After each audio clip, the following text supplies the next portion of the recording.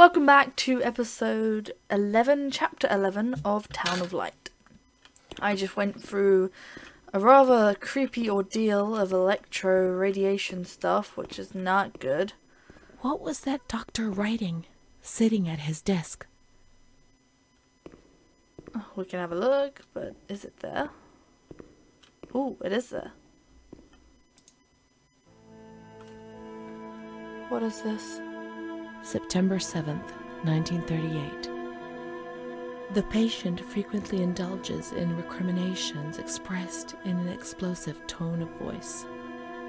This morning she threw away the milk, saying it was full of urine, spittle, and all kinds of other filth. Crazed, she hears voices that order her to do things. She says she heard children singing and that they were locked up in a school. January 20th, Wow. 1939. Introverted, dazed, cannot focus on anything. When questioned and stimulated, she starts crying and weeping. At other times, she laughs. June 1st. Apathetic. Eats very little. She refuses to be touched. Does not respond. Spends her time in the grounds. The cooks report that she sits on a bench in front of the kitchens. October 14th. Return of impulsive behavior. This morning she asked for 2 eggs to make zabayoni, but when she got them, she threw them up in the air. Excited, clamorous, slightly confused, takes her clothes off. December 8th, tied to bed for 15 days. Whoa. High-spirited, tends to make witty comments and use vulgar words, laughs hysterically and pleasures herself. The nurses report that about 2 weeks ago she remained in the showers on her own and didn't want to leave. They said that when they took her away, she swore at them and then lashed out and bit them. Wow. 2 nurses had to be treated for their injuries. They've kept her tied to the bed since then. God. Transferred to the slightly agitated ward, from the care of Dr. B to the care of Dr. C. Segregated ward. I was with Amara in the showers. My memories are terrifying. They're not real, are they? Yeah, they're a figment of my imagination. What reality are we referring to? Memory is what you are, whether it's real or not. December 15th. Dr. C. Patient notes. The abnormality of her psychic state has induced her to lead a life which is irregular and tends towards delinquency. A fickle and flighty character, she regularly discards her household duties and engages in occasional prostitution. Prostitution? Me? No, I don't think I could have. Or are my memories deceiving me?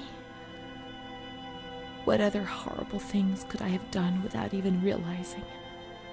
The uncertainty, the fear of my own actions was one of the things that tormented me most. Wow. Her mental deficiency makes her deaf to the reprimands of her family. She has shown suicidal tendencies. She was brought to the ward yesterday, agitated and vociferous. Treated with cardiazol, 2 injections a week for 5 weeks. They were only trying to confuse us with the therapy, and my God, they succeeded. It was as if they wanted to instill the madness into us. There were only therapies. They were the only therapies that could be used. There were so many of you. What could they do to manage the hell when there were so few of them? The end justifies the means for those who have the power. It was torture, but we had no choice. Nobody explained anything. No one tried to help us understand. We were like farm animals. You were too many and they were too few. It's impossible to do otherwise. They also had their nightmares within these walls. They didn't know what to do with you.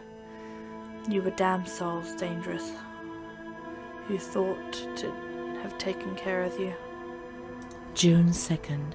After a long period of calm and improvement, the patient is very agitated today and vehemently refuses to submit to a gynecological examination. She swore and cursed those who generated her, flailing her arms and hitting out. Whoa. A According to reports by Dr. B, the patient has been subjected to periodic checkups since she had a spontaneous abortion about 2 years ago, in her 3rd month of pregnancy. Conception occurred after she had sexual intercourse with a stranger who sneaked into the hospital grounds. Details are contained in the charges filed at police headquarters in Volterra, a copy of which is attached to these clinical notes. We just jumped from her... ES therapy. Oh my god. A spontaneous abortion. It's not true. I can't believe it. How could I have invented things if I didn't even know what they were doing to me?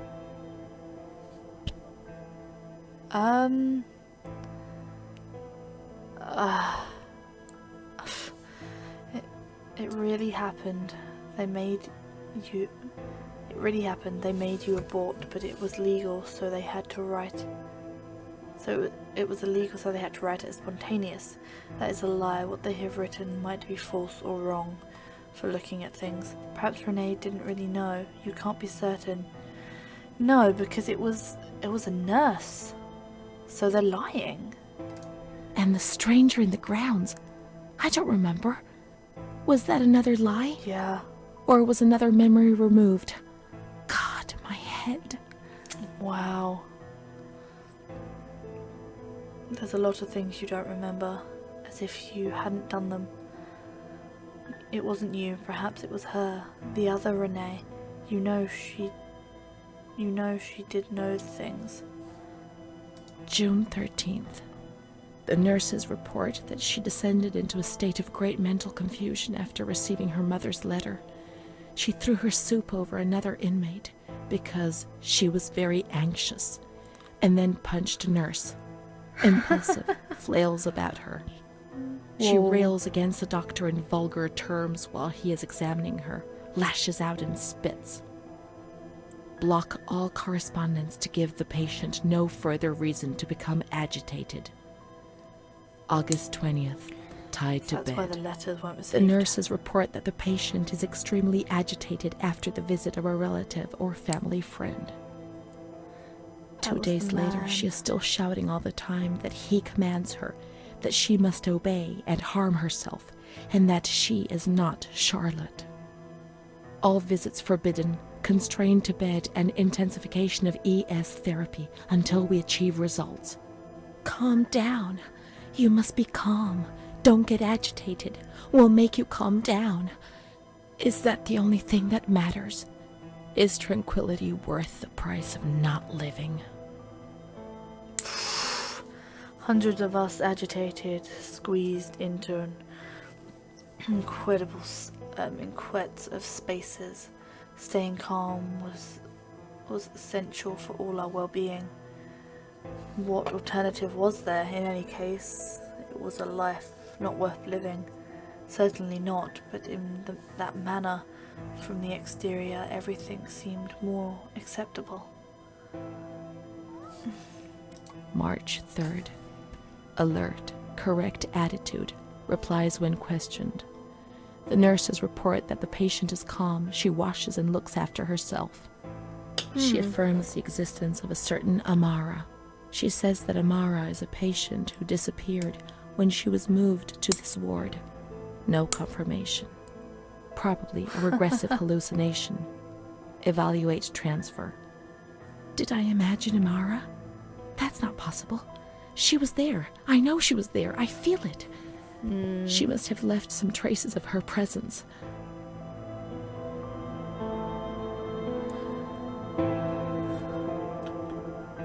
So we now have to go find the traces of Amara's presence? How is one meant to do that? How is one meant to find the traces of Amara's presence? That's just... Okay. Chaos. Good.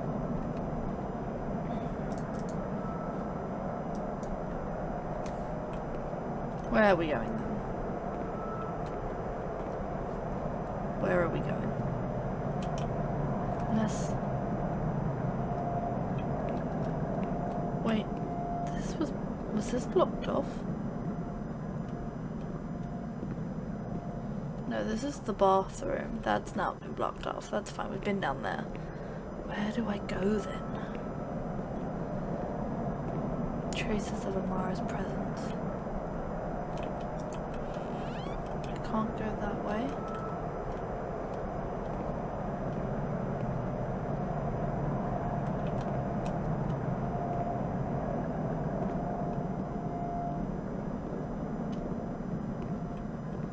Where do I go to find Amara? Because where haven't I been is a better question. Maybe it's something this way again. There was a locked window.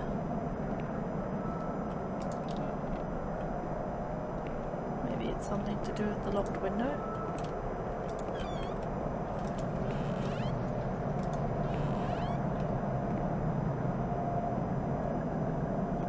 Still locked. So it's not there. Where do I go then?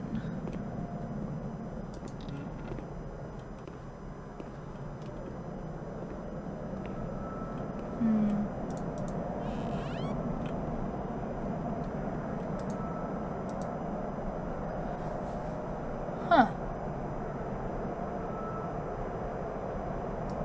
It's a map.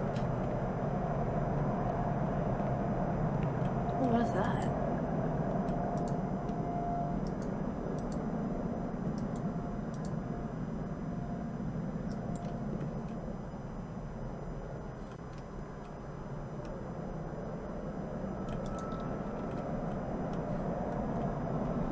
There's nothing else here. Nothing I can reach anyway. Laundry room. Clothes. So let me think. Amara was in the showers, the kitchen, and the garden. There's gotta be some trace that she existed there. Shower, we've already checked. I'm rethinking. I'm just trying to. Wait. No. Here might be where we need to find it. Because Renee, we're looking for Amara. We're looking for A.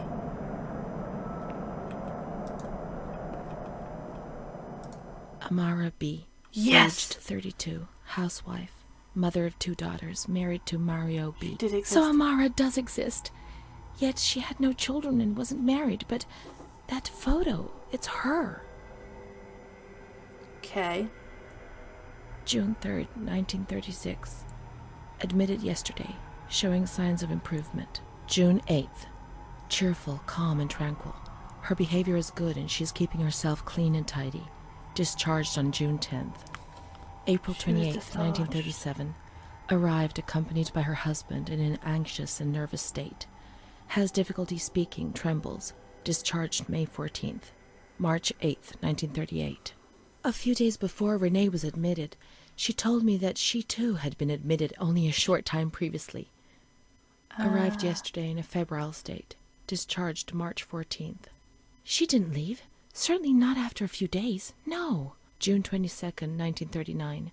Readmitted once more. The patient shows rapid improvement. Discharged July 2nd. August 1st, 1941. The latest of many admissions due to agitation. Discharged August 27th. She came and went, stayed only for short periods, but I remember she was always with me. Oh, what's going on? March 4th, 1942. Back again, the same situation. March 8th. Compared to previous admissions, the patient seems depressed even after a few days, although her demeanor is calm and she is attentive. Discharged March 25th. She was in and out like... April 2nd. Wow. The patient is distracted and apathetic. Her husband brought her here and said, "She's not eating, doctor. She spends all her time sleeping. I'm so worried, doctor. You know her. You can help her."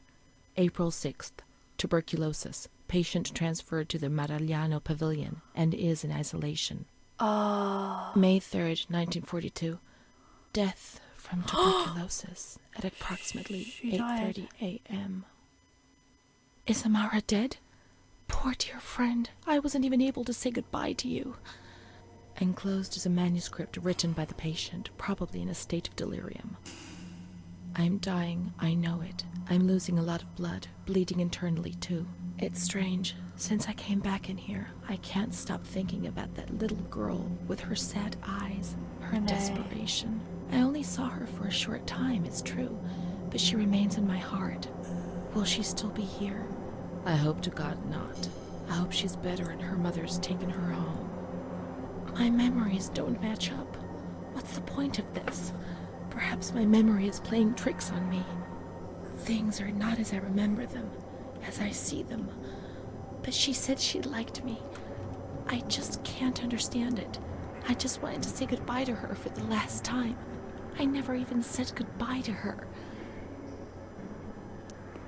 Oh. How could a soul survive in this hell? I so want to feel things again, pain, passion. Feel the damp tears rolling down my face to remember that I was alive.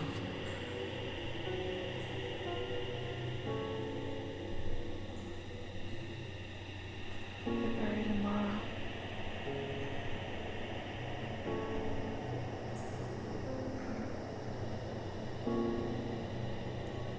She wasn't crazy, she was confused. Whoa. Alright, chapter 12, guys. Come back for chapter 12 and we will see what this all means at a later date. See you in the next episode. Bye, guys.